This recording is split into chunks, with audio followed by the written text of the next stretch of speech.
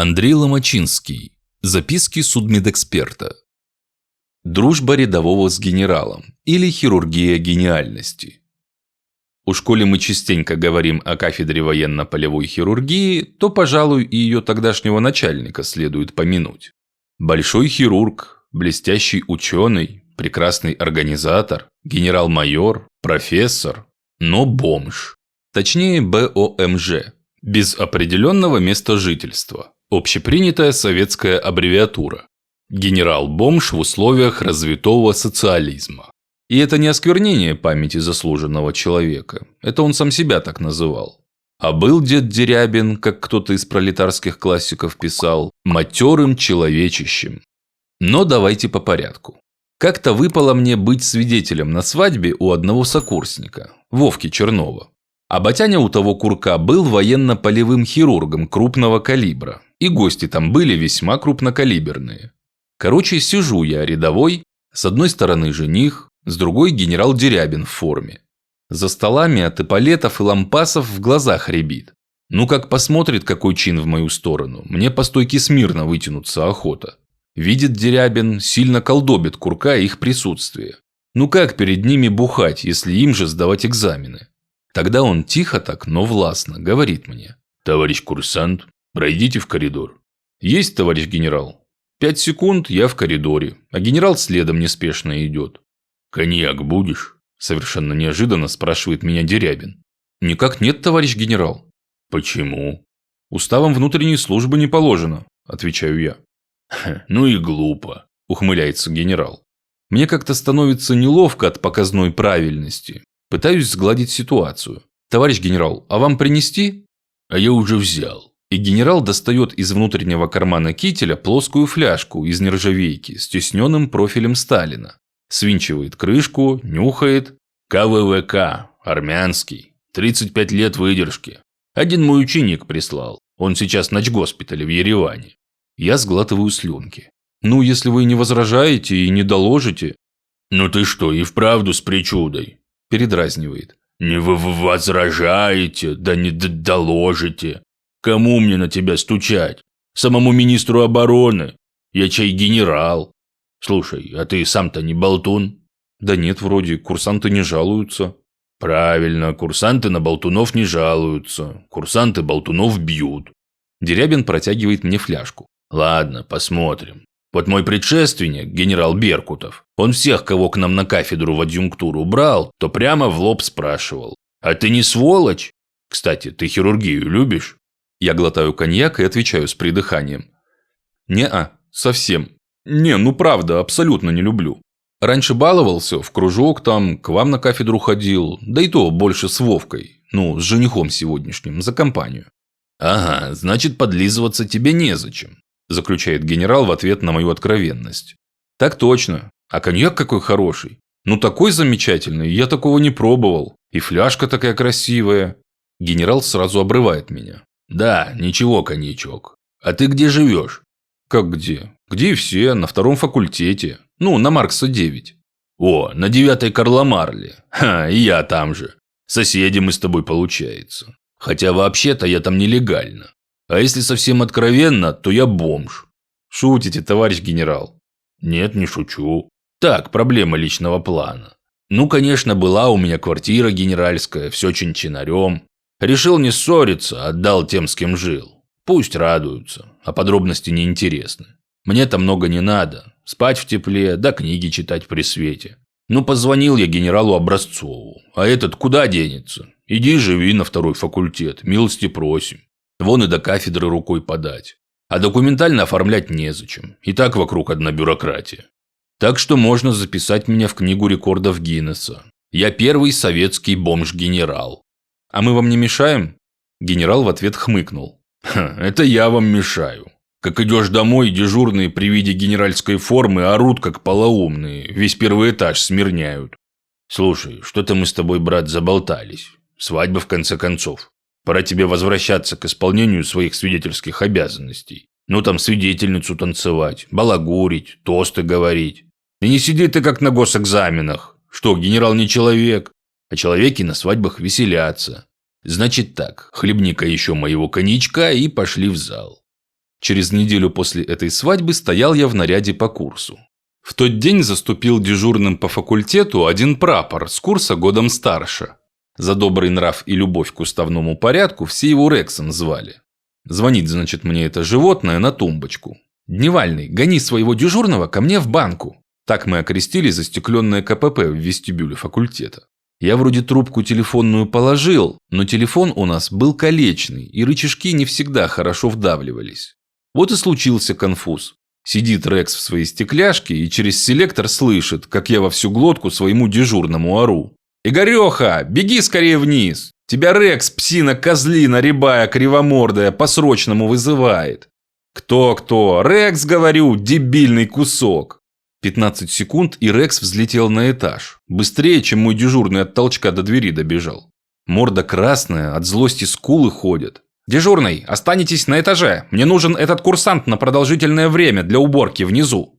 Игорек пытался меня отмазать, но Рекс пригрозил нас всех в конце смены снаряда снять и паровозом на следующие сутки опять поставить за прямое оскорбление прямого начальника. Ну типа как же так, я аж прапорщик, а вы говно. Заставил он меня полы на первом этаже мыть. В общем, дело не хитрое, при сноровке за 20 минут управиться можно. Да как только я этаж домываю, он берет подошву сапог своих и звездкой мажет, и по мокрому полу ходит. Как назло там что-то подбеливали, и звездка в его конуре стояла. А вот уже отмыть и звездку, как не стягивай воду, но как высыхает, так пол в белых разводах. Короче, кто мыл, тот знает. Ну, мне делать нечего, все равно всю ночь мудохаться. Уже я этаж раза 3 промыл.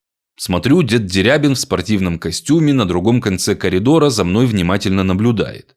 А мне с чего-то такой неудобняк стало, вроде как я чем-то постыдным занимаюсь.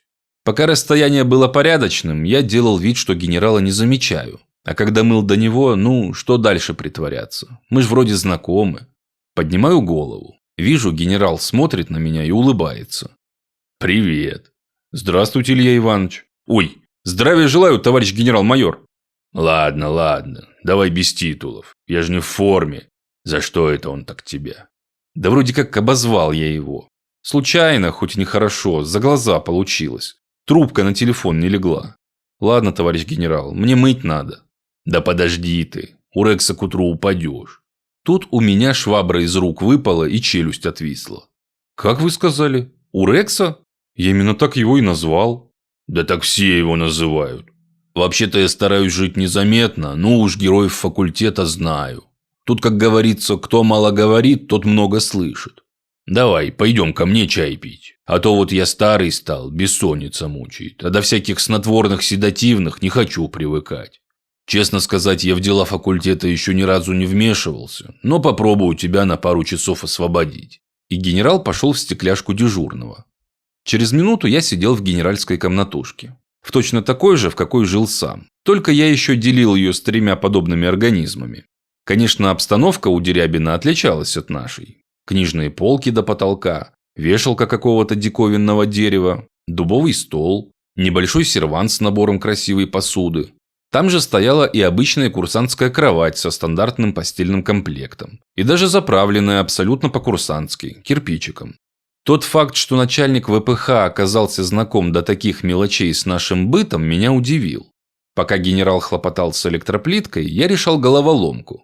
То ли в русской армии способ заправки кровати не меняется никогда, и тогда генерал научился ему еще будучи рядовым, то ли кто-то его научил уже на факультете. Так этот вопрос и остался невыясненным. Генерал похвастался своими заварочными чайниками. По его словам, это лучшие в мире чайники. Для зеленого чая китайские из сычуанского фарфора с плетеной ручкой сверху, а для черного индийские из стерлинга, сплава серебра с никелем и эбонитовой ручкой сбоку. Чайники оказались подарками учеников-азиатов с 5-го импортного факультета. Генерал заварил какого-то экзотически ароматного чая, разлил по чашкам, в каждую бухнул по доброй ложке коньяку, самого обычного, Сантреста, 3 звезды. Себе взял кусок сахара, но в чай не положил, а положил в чайную ложку, залил вонючей валерьянкой и, морщась, отправил в рот. Почему-то мне стало абсолютно ясным душевное состояние этого деда. На предсознательном уровне пронеслись подобострастные лица молодых хирургов, шепотки умудренных коллег за его спиной с немыми вопросами. А не пора ли, генерал, на покой? Уйди, нам свежий старт нужен. И его собственная чудовищная тоска и одиночество, сродное тому, что называют одиночеством в толпе. Генерал с полчаса пытался создавать видимость диалога, якобы интересуясь нашей учебой. Но было видно, что это дань вежливости. То, что надо ему как профессору академии, он прекрасно знает и без моих комментариев. Затем дед пустился в воспоминания. Рассказывал много и интересно. Жаль, сразу не записал. А сейчас, через четверть века, разве упомнишь? Но одна вещь мне врезалась в память намертво. Далеко за полночь дед Дерябин наконец подустал, и я понял, что пора идти домывать пол. Или, если Рекс изменил свое решение после генеральского визита, то спать. Я поблагодарил генерала и встал из-за стола. Генерал тоже встал и задумчиво посмотрел на настенный календарь. «Подожди минуту. Слушай, ты можешь мне сделать маленькое дело?» «Ну, постараюсь. Только мне в город выход не скоро. Я залетчик, нарядов полно еще», – отвечаю извиняющимся тоном. «Да не надо никуда выходить. Делов-то через Боткинскую перейти. Я бы не просил, до завтра ученый совет, аж на 5 вечера назначили. Скорее всего, опять допоздна затянут. Своих же просить неохота, опять судачить начнут. И ведь ничего по сути не надо. Надо проторчать с 6 до 9 перед кафедрой и дождаться прихода странного человека с ведром цветов. Быть снаружи, в здание не заходить. Ну а вечером ко мне сюда прийти и описать, что видел. Да не бойся ты, не шпионаж это. Если он завтра придет, ты не ошибешься, сразу его узнаешь. Так задание понятно? Тогда после 9 жду с докладом. А в награду я тебе расскажу одну интересную историю. Ну все, спокойной ночи». Я вышел из генеральской комнатушки. Заглянул в банку к Рексу, тот шумно храпел, развалившись на кушетке. Конечно же, будить я его не стал и быстро прошмыгнул к себе. Похоже, мое наказание на сегодня закончилось. На следующий день к назначенному времени я был перед клиникой военно-полевой хирургии. Жду. Вот уже наш старшина Абаш Апулас погнал курс на вечерний выпас. На ужин, где рыба плюс картошка-пюре. День в день, 3-й год без перемен. А скотопрогонная тропа – это прямо мимо возле меня. 1000 раз хоженный маршрут. Чтобы меня не заметили, я спрятался за Боткиным, перемещаясь вокруг памятника по мере прохождения курса. Вскоре я понял, что мерз не зря. Прямо к крыльцу подкатила черная «Волга» с госномером. Быстро вылез шофер в сером пиджаке и при галстуке. Крепкий стриженный дядька КГБшного вида. Он как-то колко, наверное, профессионально, осмотрел пятачок перед зданием, затем открыл пассажирскую переднюю дверку и вытащил громадный букет цветов. Да каких! Там были калы, белые лилии, красные короны, ну те, что цветками вниз. И еще какое-то чудо, похожее на наперстянку. Меня, привыкшего к зимнему репертуару тюльпан-гвоздика, сладков-кавказцев перед метро, букет потряс. Наконец водила открыл заднюю дверь персоналки и помог вылезти пассажиру. Сразу стало ясно, какой-то туз. А вот сам туз выглядел странно. Нет, одет он был что надо. Дорогущий плащ-пальто из натуральной черной кожи с меховой подбивкой, пожалуй, тоже натуральной. На голове норковая шапка-пирожок, как у тогдашних совсем больших людей, всяких там членов ЦК или политбюро. Но первое, что бросилось в глаза, человек явно страдал тяжелыми неврологическими расстройствами. Его движения были плохо координированными и перемежались инволюнтарными дерганиями всего тела. Руки била крупная, почти паркинсоническая дрожь. Он оперся на трость и, сильно выбрасывая одну ногу в сторону, заковылял к двери. Его шофер не на шутку встревожился, что человек пошел один. Побежал и первый открыл дверь. Даже не столько, чтобы помочь, как скорее убедиться, что в тамбуре чисто. Я вдруг понял, что первый раз в жизни вижу проводку охраняемой персоны. Ведь у наших генерал-полковников, начальников ВМА и ЦВМУ, Военно-медицинская академия и Центральное военно-медицинское управление, высшая инстанция военной медицины в СССР. Водилами были простые солдаты, а не профессиональные телохранители. Второе, что совершенно сбило меня с толку, это страшное уродство. Голова туза была несимметричной из-за чудовищных деформаций черепа. Один глаз выше другого. Очки с сильными линзами, с оправой явно под спецзаказ. Лицо все в грубых старых шрамах. но в общем выглядит слишком молодо для старпера такого ранга. Я хотел было пройти за человеком, да вспомнил, что генерал просил, или приказывал, если угодно, в здание не ходить. Простоял на морозе еще с полчаса, пока парочка не вышла. Я был далековато, но мне показалось, что у туза урода под очками блестели слезы. Разглядеть толком я не сумел. Его КГБшный шоферюга моментально вперил в меня тяжелый взгляд. Он явно запомнил, что я тут был по их приезду. К тому же уже слышался стадный топот идущих со столовки курсов, а попадаться вне строя на глаза в мои планы не входило. Оставалось только повернуться и бежать на факультет. В каморку к Дерябину я попал лишь после вечерней проверки. Дед опять спать явно не торопился. Я подробно как мог рассказал, доложил, если угодно, ему что видел. У самого любопытства свербит, как шило в большой ягодичной мышце. Дед молчит. Я не выдерживаю и спрашиваю, мол, кто это, если не секрет? Секрет. Потом Дерябин видит крайнее разочарование на моей физиономии и добавляет. Да правда секрет. Не мой секрет, казенный. Но раз обещал, то намеком скажу. Это ученый-оборонщик. Это он вам цветы приносил? Мне? Да он со мной не разговаривает, как и с любым врачом в форме. А что так? Что? А то, что я его должен был убить. Как убить? Спрашиваю я ошалело. Да так и убить. Очень просто. Холодным оружием. Скальпель же холодное оружие. А, ну там врачебная ошибка, догадался я. Генерал грозно сверкнул своими глазами. Запомните, коллега, врачебные ошибки, а тем паче ошибки военного хирурга, убийством не являются. Как бы прокуроры не внушали нам обратное. А будешь считать иначе, не сможешь работать. Стал бы я тебе из-за этого огород городить. Я должен был преднамеренно убить этого человека. Но не просто, а крайне изысканно. В лучших традициях центральноамериканских индейцев, всяких там майя или ацтеков. Я должен был у него вырезать бьющееся сердце. Я думаю, дед гонит, хотя вида не подаю. Генерал с сомнением посмотрел на мою деланно невинную физиономию, поставил чайник и неспешно стал рассказывать. Цветы эти для его второй мамки, в честь его второго дня рождения. О чем речь, сейчас поймешь. Было это, по моим понятиям, недавно, по твоим давно. И был шанс у Академии стать вторым местом в мире, а может и первым, где была бы осуществлена трансплантация сердца. Это сейчас все привыкли смотреть на западные достижения как на икону. Тогда же мы им дышали в затылок, и уж что-что, а Южная Африка для нас авторитетом не являлась. Главную роль играл не я, а академик Колесников с госпитальной хирургии. Они там к тому времени уже тонну свиных сердец пошинковали, да и на собаках кое-что отработано было. Что думаешь, экстракорпоралка у нас слабая была? Экстракорпоральный контур. Цепь аппаратов и сложный процесс, обеспечивающий насыщение кислородом и искусственную циркуляцию крови в организме без сердца. Что без забугорных оксигенаторов не прошло бы.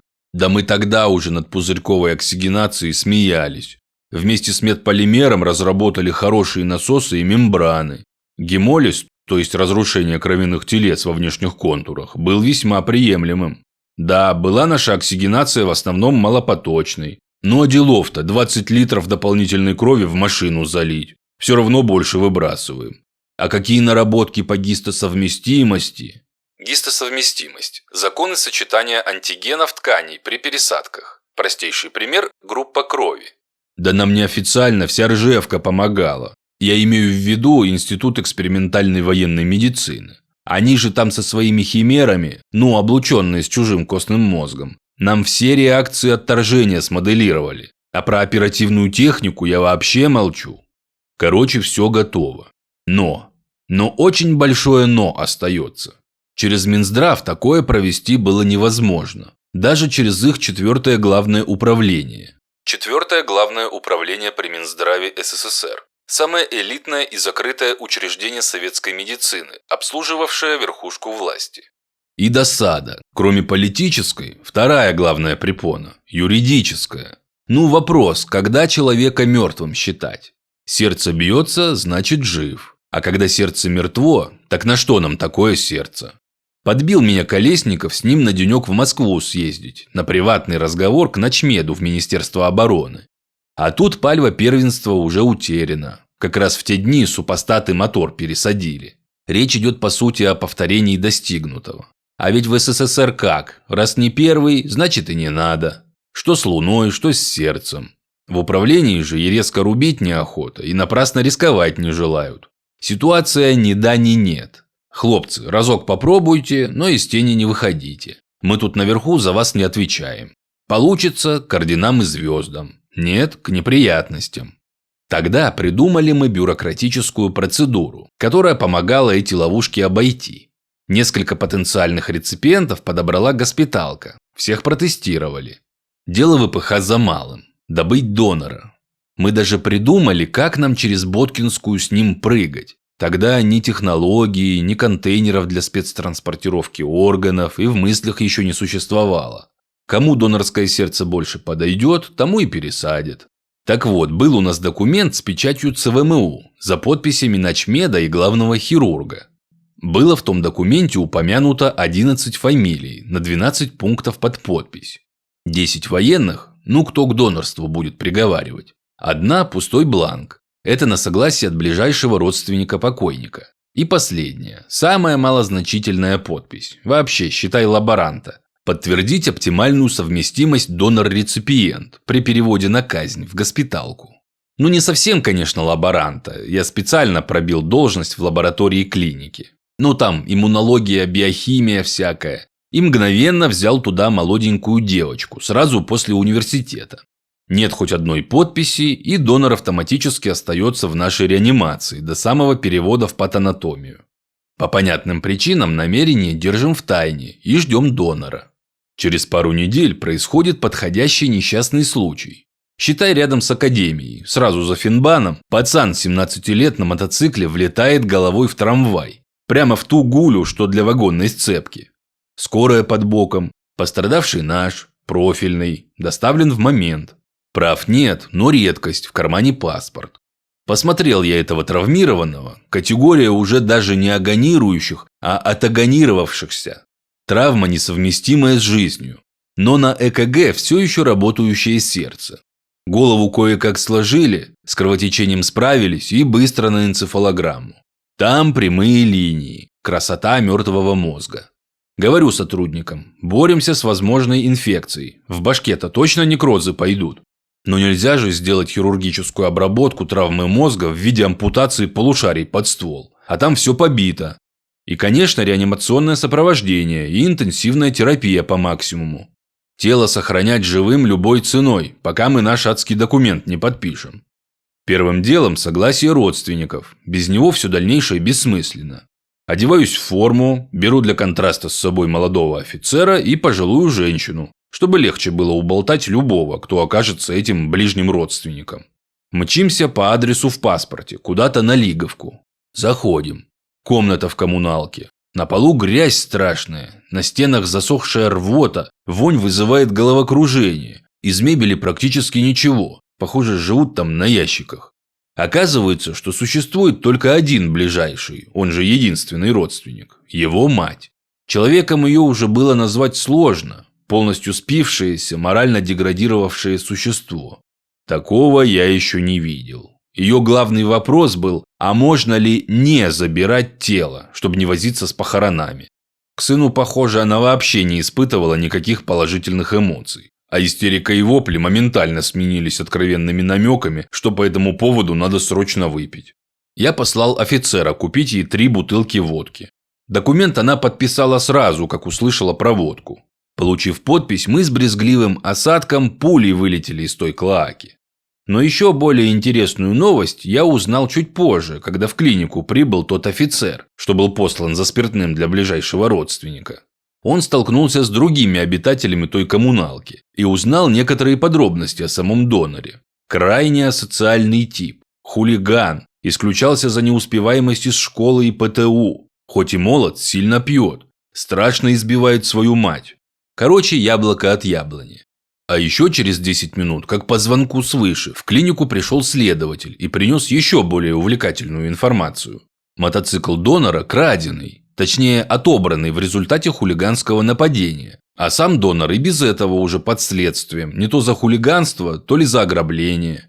Похоже, что за всю жизнь единственное хорошее дело донору еще только предстоит. И это отдать свое сердце другому.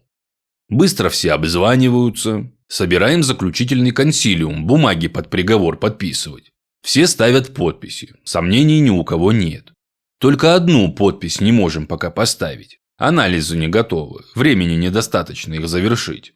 В госпитальной хирургии идет подготовка операционной. А у нас ответственные за лабораторию велено сидеть на работе, пока результатов не будет. Ну вот, наконец, и это готово. Иди, ставь свою последнюю подпись. Тут эта девчушка и говорит, мол, по документу на момент подписания я обязана совершить осмотр.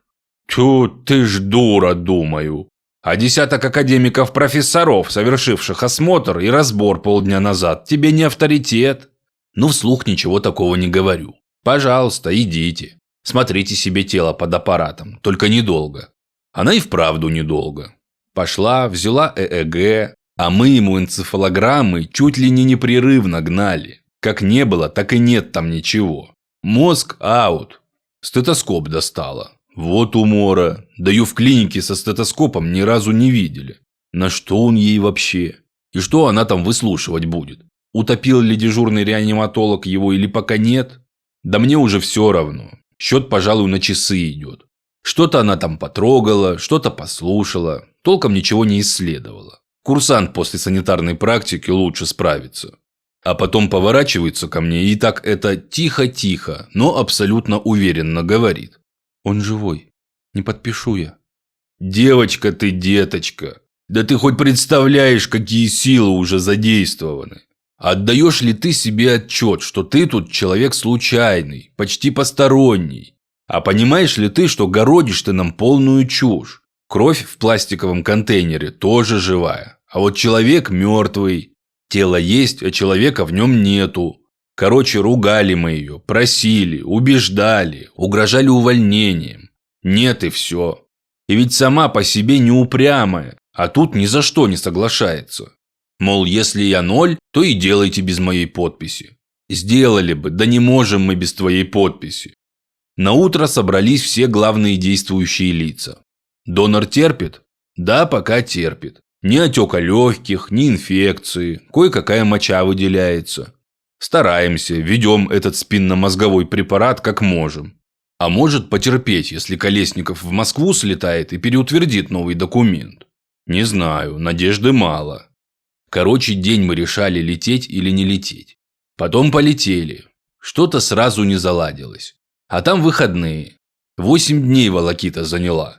А донор терпит. Горжусь. Во, мужики у меня в клинике. Мертвеца столько ведут. Наконец назначен новый консилиум с вердиктом. Только не состоялся он. Ночью на энцефалограмме кое-какие признаки глубокого ритма появились. Все, дальше по-любому, не мертвец, а человек. Зовем спецов с нейрохирургии. Пусть погадают. Много они не нагадали. Ведите как сможете. Прогноз неблагоприятный. О том, что это был кандидат в доноры сердца, табу даже думать. Обеспечиваем секретность как можем. Долго он был в нашей реанимации. Сознания нет, а я тогда был уверен, что и не будет. Но мозг ритмы восстанавливает. Попробовали отключить искусственную вентиляцию легких. Без ИВЛ дышать пытается. Дальше больше. Перевели в нейрохирургию. Там ему много чего сделали, но ничего радикального. Все как у нас. Что природа даст, то и прогресс. В контакт вступает, что-то старается глазами показать. Мычит, говорить пыжится, шевелится. Уже порядком восстановившись, из нейрохирургии он попал в психиатрию. Наверное, для учебного процесса психоорганический синдром демонстрировать. Тяжелые нарушения психики в результате травмы мозга. А там вроде вот что было. Перечитал все книжки и всем надоел. Ну, кто-то и подшутил, сунул ему вузовский учебник по высшей математике. А еще через полгода комиссия и первая группа инвалидности. А еще через полгода еще комиссия. Пацана в вуз не берут. Молит, просит, дайте вторую. Что он закончил, я точно не знаю. По слухам, московский физтех. 5 лет за 2 года. Если это не легенда, то на экзамены ходил так. 1 экзамен в день. Сегодня сдаю, математику за 1 семестр. Завтра сопромат за 5. Послезавтра еще что-то за 9. Заходил на любой экзамен вне зависимости от курса. А к концу 2-го года что-то такое придумал. Короче, моментальное целевое распределение в какой-то сверхсекретный почтовый ящик. Ну а финал ты сам сегодня видел. Колесников год ходил грознее тучи.